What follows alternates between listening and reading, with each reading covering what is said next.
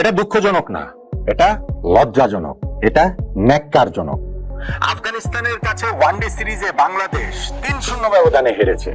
বাংলাদেশের মুখে চুনকালি মেরে দিয়েছে আফগানিস্তান, এবং এই তৃতীয় ওয়ানডে ম্যাচটাতে আমরা যেভাবে খেললাম তাতে মনে হচ্ছে বাংলাদেশ আসলে ওয়ানডে ক্রিকেটটা বিলং করে না। আমরা বোধহয় ওয়ানডে ক্রিকেটটা খেলা ভুলেই গিয়েছি। আমার মনে পড়ে না যে সেই 2004 পরে গত 20 বছরে এত বাজে ওয়ানডে ক্রিকেট বাংলাদেশ কখনো খেলেছে, কোন অবস্থাতে খেলেছে। আমরা মনে হচ্ছিল যেন একেবারে ওয়ানডে ক্রিকেটের শিশু হয়ে গিয়েছে। আফগানিস্তান আমাদেরকে নাচিয়েছে, একেবারে পুতুল নাচ করিয়ে ছেড়েছে। 200 রানের ব্যবধানে আমরা আফগানিস্তানের কাছে হেরে গেলাম একটা ওয়ানডে ম্যাচে। এরপরে আর কোনো কিছু বলার মুখ থাকে বলেন তো দেখি? আফগানিস্তানের বিপক্ষে সিরিজের প্রথম 2টা ম্যাচে আমরা খারাপ খেলেছি, বাজে খেলেছি, যথেষ্ট বাজে খেলেছি। কিন্তু আমরা যে আসলে কত বাজে খেলতে পারি, আমাদের এই ওয়ানডে দল যে কত বাজে খেলতে পারে, আমাদের এই মেহেদী হাসান মিরাজের দল যে কত বাজে খেলতে পারে, সেইটা যেন শেষ ম্যাচের জন্য তারা জমিয়ে রেখেছিল। যেইখানটাতে আফগানিস্তান আগে ব্যাটিং করে 293 রান পর্যন্ত করে, আর জবাব দিতে নেমে আমরা মাত্র 93 রানে অল আউট হয়ে যাই। এর চেয়ে ন্যাক্কারজনক, লজ্জাজনক, দুঃখজনক, আমি তো বলেছি আসলে দুঃখজনক, দুঃখ আসলে এগুলোর ঊর্ধ্বে উঠে গিয়েছি, সেইটা বলা যাবে না, লজ্জাজনক। ভাই, স্পোর্টসে এই লজ্জা শব্দটা ব্যবহার করতে চাই না। এই কথাটা বলার পরও আমি যে কতবার এই শব্দটা ব্যবহার করেছি এবং করতে হয়। আজকের এই পারফরমেন্স দেখার পরে আপনার যদি লজ্জা না লাগে, তাহলে আসলে ভাই বাংলাদেশ ক্রিকেট নিয়ে হয় আপনি ভীষণ রকম আশাবাদী, অতি আশাবাদী, অথবা আসলে আর কিছু নাই, এখানে আর কিছু নাই, কিছু আসলে বলারও নাই। যে বাংলাদেশ আজকে এটা যেই ম্যাচটা খেললো, যেই ক্রিকেট ম্যাচটা খেললো, এইখানটাতে আপনি আসলে টার্নিং পয়েন্টটা কোত্থেকে খুঁজে বের করবেন আমাকে বলেন তো দেখি? 293 রান, অনেক বেশি রান, অনেক রান আফগানিস্তান করে ফেলেছে তাদের এই বোলিং লাইন আপের বিপক্ষে। আমাদের এই ব্যাটিং, যেই ব্যাটিংটার আসলে অ্যাবসলিউটলি কিচ্ছু নেই। আজকে যে আমরা 93 রান করেছি, সেখানে 43 রান করেছেন সাইফ হাসান, এবং তিনি ছাড়া আর কোন ব্যাটসম্যান ডাবল ডিজিটে পৌঁছতে পারেননি। কিরকম একটা ব্যাটিং লাইন আপনি আমরা গেছি, তাহলে বুঝতেই পারছেন। ধরেন আমরা 293 রান চেস করার শুরুতে আমাদের অ্যাপ্রোচটা কি ছিল? আমি যে সেই 2004-05 কথা বলছি, কেন বলছি? কেননা ওই সময় আমরা ক্রিকেট খেলতাম সম্মানজনক পরাজয়ের জন্য। আমরা যেন এই ম্যাচে ব্যাটিং ইনিংসের শুরুটাই করেছি সম্মানজনক পরাজয়ের জন্য। আমাদের নাইম শেখ ওপেনার, তিনি 24 বল খেলে করেছেন 7 রান, স্ট্রাইক রেট হচ্ছে গিয়ে 29। ভাই, আমরা প্রায় 300 রান তাড়া করতে নামছি, আমাদের ওভার প্রতি আস্কিং রেট হচ্ছে 6 করে, সেইখানে আমাদের ওপেনার 30 স্ট্রাইক রেটে ব্যাটিং করেন। আমরা কি এই জায়গাটাতে সম্মানজনক পরাজয়ের জন্য ব্যাটিং করছিলাম না আমাকে বলতে চান? নাজমুল হোসেন শান্ত, তিনি 16 বল খেলে করেছেন 3 রান, তার স্ট্রাইক রেট 18। আপনি কি আমাকে বলবেন যে সম্মানজনক পরাজয়ের জন্য আমরা খেলছিলাম না? কারণ এই পরাজয়ের আবার সম্মান অসম্মান কি? হ্যাঁ, আপনি বলতে পারেন যে আমরা যে 200 রানে হেরেছি, সেটা না হেরে যদি আমরা 100 রানে হারতাম, যদি আমরা 50 রানে হারতাম, সেটা সম্মানজনক হতে পারে। এটা বাংলাদেশ টিম যদি এইভাবে ভেবে থাকে, এই স্পোর্টস খেলারই দরকার নাই, এই স্পোর্টসটাতে বাংলাদেশ আসলে বিলংই করে না।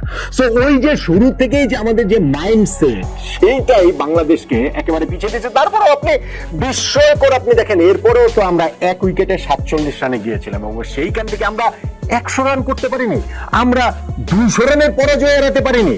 এটা সম্ভব, এটা হয়, কিন্তু এটা হয়েছে, এটা সম্ভব করেছেন আমাদের ব্যাটসম্যানরা, দেখিয়েছেন যে তারা আসলে কি করতে পারেন। আমাদের ওই জায়গাটাতে 1 উইকেটে 47 রান, ওইখান থেকে যখন আমাদের এই কলাপসটা শুরু হলো শান্তর আউটের মধ্যে দিয়ে, তারপরে গিয়ে আমাদের রশিদ খান বোলিং এ আসলেন। ভাই, রশিদ খান ওভারে 6টা বলের মধ্যে 3টা বল, 4টা বল, কখনো 5টা বল গুগলি করেন, কিন্তু তার ওই ভেরি ফাস্ট ডেলিভারিতে গুগলি বুঝতে না পেরে তাওহিদ হৃদয় বোল্ড হয়ে গেলেন। আমাদের এই জায়গাটাতে সাইফ হাসান, তিনিও উইকেটে এতক্ষণ সময় ধরেছিলেন, কিন্তু তিনিও একটা শট খেললেন ডিফেন্সিভ, এবং সেইখানটাতেও তিনিও রশিদ খানের এই গুগলি বুঝতে না পেরে বোল্ড হয়ে গেলেন। বিলাল সামি, যিনি এর আগে একটা মাত্র ওয়ানডে ম্যাচ খেলেছেন, এই দীর্ঘ সময় ধরে তিনি দলের বাইরে, এবং তিনি তার এই কামব্যাক ম্যাচটাতে 5টা উইকেট নিয়েছেন। বাংলাদেশের 5 জন ব্যাটসম্যানকে তিনি আউট করেছেন। আমাদের ক্যাপ্টেন মেহেদী হাসান মিরাজ, তিনি আউট হয়ে গেলেন তার বলে। আমাদের ওইখানটাতে সোহান সেলভিডব্লিউ হয়েছেন রশিদ খানের বলে। আবার ধরেন আমাদের শামীম পাটোয়ারি, মাই গুডনেস, তিনি যেভাবে রান আউটটা হয়েছেন, স্টুপিড, একেবারে পুরোপুরি স্টুপিড একটা রান আউট তিনি হয়েছেন। না হলেও যে খুব একটা কিছু করে ফেলতে পারতেন বিষয়টা সেইটা নয়। আমাদের শেষ দিকে গিয়ে এমন একটা অবস্থা দাঁড়িয়েছে যখন একের পর এক উইকেট পড়ছে, একের পর এক উইকেট পড়ে যাচ্ছে, আমরা ভাবছিলাম শুধুমাত্র যে 100 রান বাংলাদেশের হবে তো, 200 রানের পরাজয় বাংলাদেশ এড়াতে পারবে তো, এমন ভাবে আমরা ভাবছিলাম যেন বাংলাদেশ 100 যদি করতো, বাংলাদেশ যদি 200 রানের পরাজয় এড়াতে পারতো, তাহলে যেন আমরা একটা বিরাট কিছু করে ফেলতাম। আমাদের ক্রিকেটের স্ট্যান্ডার্ডটা এখন ঠিক এতটাই নিচে নেমে এসেছে, আমাদের ওয়ানডে ক্রিকেটের স্ট্যান্ডার্ডটা এখন ঠিক এতটাই নিচে নেমে এসেছে। ভাই, গত 12টা ওয়ানডে ম্যাচের মধ্যে 11 নম্বর ম্যাচ আমরা হেরে গেলাম, খালি খালি আমরা হারি নাই, শুধু শুধু আমরা হারি নাই। আমাদের ওয়ানডে ক্রিকেটের স্ট্যান্ডার্ডটা এখন আসলে খুবই খুবই খুবই পুয়ার হয়ে গিয়েছে। দেখুন, তার আগে যখন আমরা বোলিং করছিলাম সেইখানে আফগানিস্তান যে 293 রান করলো, সেই জায়গাটাতেও অনেকগুলো জায়গা রয়েছে যেখানে বাংলাদেশ আরো ভালো করতে পারতো, ডেফিনেটলি ভালো করতে পারতো। ধরেন ওদের ওপেনিং পার্টনারশিপে 99 রান হয়ে গিয়েছিল, রামানুল্লাহ গুরবাজ এবং ইব্রাহিম জাদরান। সেই পার্টনারশিপটা ব্রেক করলেন এসে তানভীর ইসলাম বামদের বাদ স্পিন এলবিডব্লিউ করলেন তিনি গুরবাজকে। তারপরে 30 ওভার শেষে ওরা এক উইকেটে 169 রানে পৌঁছে গেল, যেখান থেকে 300, 320, 340 হওয়াটাও অস্বাভাবিক না। যদি আপনি ওয়ানডে ক্রিকেটের প্যাটার্ন হিসেব করেন, প্রথম 30 ওভারে যেই রান করছে সেটাকে ডাবল করাটা তো সম্ভব। হাতে তাদের 9 উইকেট রয়েছে। বাংলাদেশ ওই জায়গা থেকে একটা ট্রিমেন্ডাস কামব্যাক করলো। 30 ওভার শেষে যেই আফগানিস্তানের স্কোর ছিল এক উইকেটে 169, 40 ওভার শেষে সেই আফগানিস্তানের স্কোরটা হয়ে গেল 5 উইকেটে 204। অর্থাৎ এই 10টা ওভারে আমরা আফগানিস্তানকে মাত্র 35 রান দিয়ে ওদের 4-4টা উইকেট তুলে নিয়েছি। এবং সেই 4 উইকেটের মধ্যে একটা হচ্ছে গিয়ে ইব্রাহিম জাদরানের উইকেট, যিনি গত ম্যাচে 95 করেছিলেন, এই ম্যাচেও 95 রানেই তাকে আমরা আউট করেছি, রান আউট করেছি। নাহিদ রানা একটা ডিরেক্ট থ্রোতে তাকে রান আউট করে দিয়েছেন। আর এই সময় যে বাকি 3টা উইকেট তুলেছি, কে তুলেছে জানেন? সাইফ হাসান, অকেশনাল স্পিনার, যাকে বোলিং এ এনেছেন মেহেদী হাসান মিরাজ। দুর্দান্ত একটা ট্রাম্প কার্ড তিনি ওই জায়গাটাতে ইউজ করেছেন। এবং সেই সাইফ হাসান শুধুমাত্র আটালকে কটন বোল করে ওই ব্রেক থ্রুটা দেন নাই, এরপরে তিনি আরো 2টা উইকেটও তুলে নিয়েছেন। 4 ওভার বোলিং করেছেন, মাত্র 6 রান দিয়েছেন, 3-3টা উইকেট তিনি তুলে নিয়েছেন। তারপরে তাকে বোলিং থেকে সরিয়ে নেওয়া হলো, তারপরে আর তাকে বোলিং দেওয়া হলো না।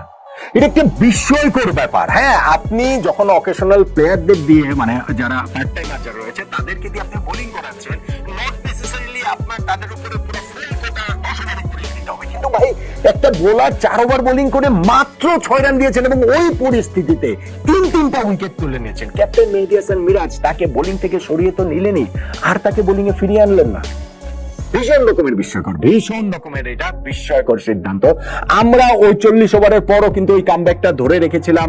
আরো 2টা উইকেট ওমর জাই এবং রাশিদ খানের উইকেটটাও আমরা তুলে নিয়েছিলাম। স্পেশালি রাশিদকে যখন আউট করলেন মিরাজ 44 নম্বর ওভারে, আফগানিস্তান 221 রানে 7 উইকেট হারিয়ে ফেললো।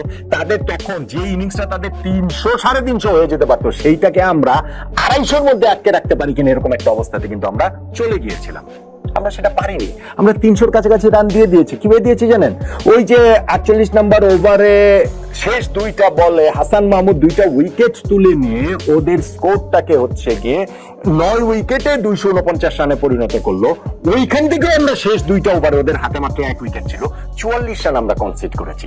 49 নম্বর ওভারে নাহিদ রানা 2টা-3টা বল করে তিনি ইনজুরির কারণে বেরিয়ে গেলেন। তার অসমাপ্ত ওভার করতে আসলেন আমাদের ক্যাপ্টেন মিরাজ এবং এসে মোহাম্মদ নবীর কাছে 1-2-3 ছক্কা খেলেন। লাস্ট ওভার হাসান মাহমুদ 3টা-4 একটা ছক্কা খেলেন। মোহাম্মদ নবী 37 বলে অপরাজিত 62 রানের একটা ইনিংস খেললেন। আফগানিস্তানের স্কোরটা 293 পর্যন্ত নিয়ে গেলেন। ম্যাচ শেষে অবশ্য মনে হয়েছে যে সেটা করার প্রয়োজন ছিল না। 193 করলেও আফগানিস্তান জিততো, 100 করলেও তো জিততো। মানে আমরা তো শুধুমাত্র 93 রানে অল আউট হয়ে গেছি। ফলে বাংলাদেশের ওয়ানডে ক্রিকেটের এখন গত 20 বছরের লোয়েস্ট অবস্থানে আমরা রয়েছি। এইটাকে ভাই স্বীকার করতেই হবে। এই জায়গাটাতে অন্য কোনো কিছু দিয়ে মাস্কিং করার কোনো সুযোগ নাই। আমরা নানান কথা, নানান অজুহাত দিয়ে এইটাকে, এই ক্ষত, এই দগদগে ক্ষতটাকে ঢাকার কোনো সুযোগ নাই। সর্বশেষ 12টা ওয়ানডে ম্যাচের 11টা পরাজয় শুধু শুধু হয় নাই। এবং এইটা যদি ধারাবাহিকতা চলতে থাকে, ক্রিকেট বোর্ড যতই ওই জায়গাটাতে আগামী 1 বছরে আরো 24টা ওয়ানডে, এটা তো শেষ হলো, আরো 23টা ওয়ানডে ম্যাচ রয়েছে, এইসবের ফিক্সার দিয়ে সান্ত্বনা দেওয়ার চেষ্টা করলে হবেটা কি ভাই? যেই দল সর্বশেষ 12 ম্যাচের মধ্যে 11টা হেরেছে, সামনের 23টা ম্যাচের মধ্যে সেই দল আর কি ম্যাচ জিতবে? কিসের আমরা 2023, 2027-এর ইনফ্যাক্ট ওয়ানডে ওয়ার্ল্ড কাপটা খেলবো বলেন তো দেখি? টার্নিং পয়েন্ট, এই ম্যাচের টার্নিং পয়েন্ট। বাংলাদেশ যেই ম্যাচটা হেরে গেছে হচ্ছে কি 200 রানে, যেই ম্যাচে বাংলাদেশ 93 রানে অল আউট হয়ে গেছে, সেই ম্যাচের টার্নিং পয়েন্ট আমি পারবো না ভাই, আমি সারেন্ডার করলাম। বাংলাদেশ ওয়ানডে ক্রিকেট খেলতে পারে না, এইটাই বাংলাদেশের 200 রানে পরাজয় টার্নিং পয়েন্ট।